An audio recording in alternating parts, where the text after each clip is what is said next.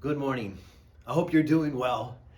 This is Thanksgiving week, and I am really praying that you just have the best Thanksgiving ever. I know that seems like something that would be impossible with everything going around, with the fact that we have restrictions on who we can meet with or how many we can meet with and how we can be safe when we gather together in the midst of this pandemic.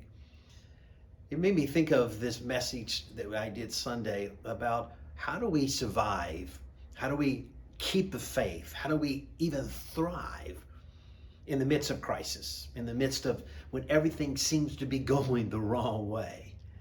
And I think a real simple key to understanding, hey, this week, how can I thrive? How can I survive? How can I keep the faith in the midst of such difficult things going on around me in my life? I think the key really comes down there to the fact that we don't have to do it alone. That if you're trying to keep the faith in the midst of a crisis and you're doing it by yourself, you're doing it wrong. You're doing it completely wrong. I love the thought that we find in First Philippians, and it's just a very simple verse. Let me read just bits of it. In chapter 1, verse 27, it says, whatever happens. In other words, whatever crisis you happen to be in the middle of that crisis, whatever happens, conduct yourself in a manner worthy. And then he goes on to describe what is that manner? What is that way how do we conduct ourselves in the midst of a crisis? And he goes on and says, because I know that you will stand firm, you will be strong in one spirit, striving together as one for the faith, for the faith of the gospel. You're striving together. Literally, we are working together.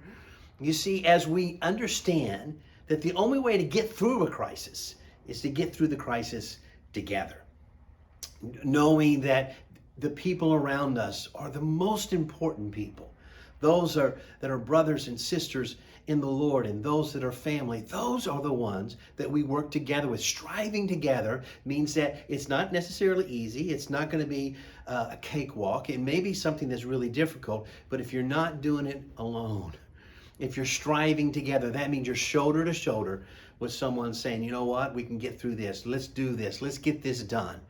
That's the key, I believe, to keeping the faith in the midst of a crisis. And how I really want to encourage you this week, this wonderful Thanksgiving week, is to take time to appreciate, take time to say, thank you. I know that I'm not in this alone, that we're doing this together. Those kind of revelations and understanding of how you keep the faith makes all the difference in the world. Hope you have a great Thanksgiving. We love you. We hope that God's blessing is upon you. And understand, you're not alone. We are all doing this together, striving together for the glory of Jesus Christ. God bless you.